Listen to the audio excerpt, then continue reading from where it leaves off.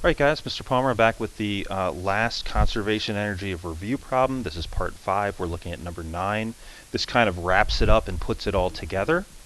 What I did is I already made a diagram for you. I've given you the description, but I think it helps to be able to look at a diagram that I've constructed to make sure that you're understanding what it's really telling you, in the problem. It says that there's a 1.5 kilogram ball rolling down a smooth, frictionless incline that is 5 meters high. So that's this right over here, our ball at the top. It's going to hit the bottom. It goes along a frictionless surface that's 10 meters. So this is frictionless, this red part. It hits a rough patch that is 3 meters long. That's this little dashed region in here. And this is where work's going to be done by friction. You're given a coefficient of friction of 0.4 and a distance of 3 meters.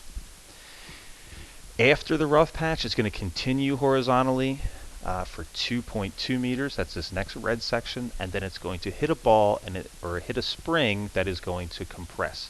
And we're looking for how far it will compress. That is, when it compresses, the ball is going to come to a stop at its maximum compression, and we're given a spring constant, a K value of 130 newtons, and that's right here. So this little squiggly thing in this region is the spring. Okay, so we're going to use conservation of energy. And let's bring my little equation up here. At every point at the top, it's going to be equal, right? Kinetic plus potential spring plus potential gravity is the total. Is going to be the total here, is the total here. Wait a minute, work's going to be done in this section, so our total is going to drop a little, but then we're going to have the same total energy when we get to here and at the very end.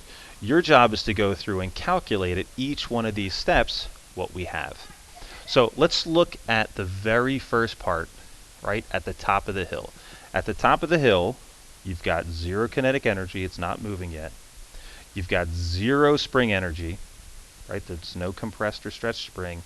So our total energy is going to be equal to just the gravitational potential energy, EPG, and nothing else. So we can calculate that. Our EPG is equal to mgh, and we're given enough information. We're given the mass is 1.5. We're given G 9.8, and we know that the height is 5. So the total amount of energy this object has at the top is 73.5 joules. And unless work is done on it, it's going to stay 73.5 joules. So it's still going to be 73.5 joules here. It's still going to be 73.5 joules when it hits this rough patch. But over this rough patch, work is going to be done. So this object is going to slow down and the energy is going to change. So as the ball goes down the hill, we know that the gravitational is turning into kinetic. So at this stage, when it hits the bottom of the ramp, I'm going to move my little equation over. E total is equal to kinetic plus gravitational plus spring. At that point, spring is going to be 0. Gravitational is going to be 0. And so my total is going to be equal to kinetic. Now that's going to be 73.5. So we still have this 73.5 joules, but it's all kinetic energy. Okay, so it's going to get to this spot, and we're going to lose energy. And our job is to figure out how much work is done during this little rough patch. So we're going to use our equation. Work is equal to the force of friction times the distance.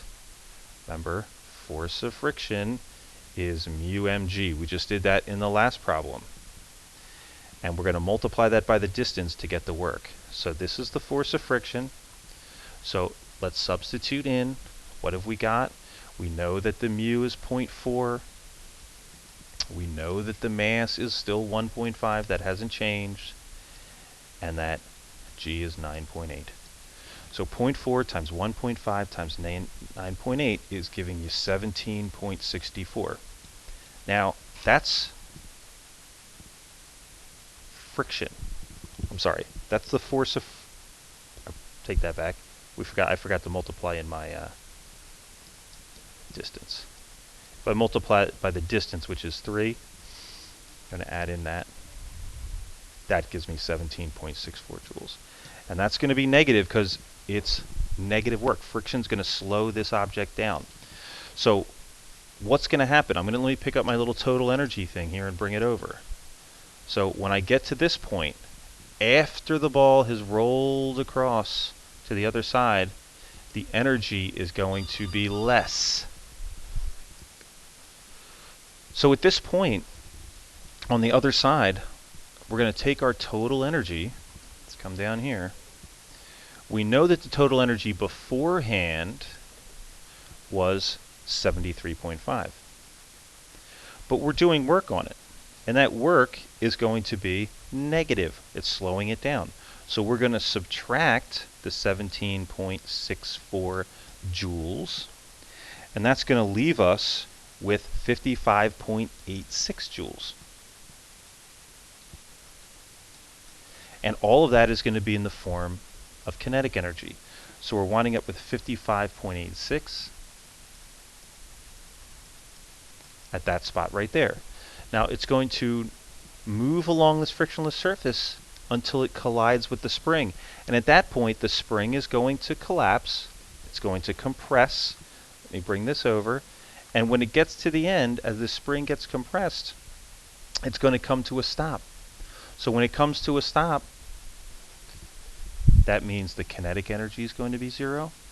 We're down here on the ground, so the gravitational is going to be 0. And so the only energy we're going to have is EPS, is spring energy, which will be equal to our total. And our total energy is 55.86. We just figured that out. So what is our EPS? How do we calculate that? It's 1/2 kx squared. And for this whole problem, we're looking for how far will the spring be compressed. We're looking for the x part of that. So let's finish the calculation. 55.86 is equal to 1/2. We were given the spring constant of 130 equals x squared. So to find your answer, you're going to have to wind up square rooting. We're going to bring this stuff to the other side. We're going to square root that to get our final answer of x. And you wind up with an x equal to 0.927 meters.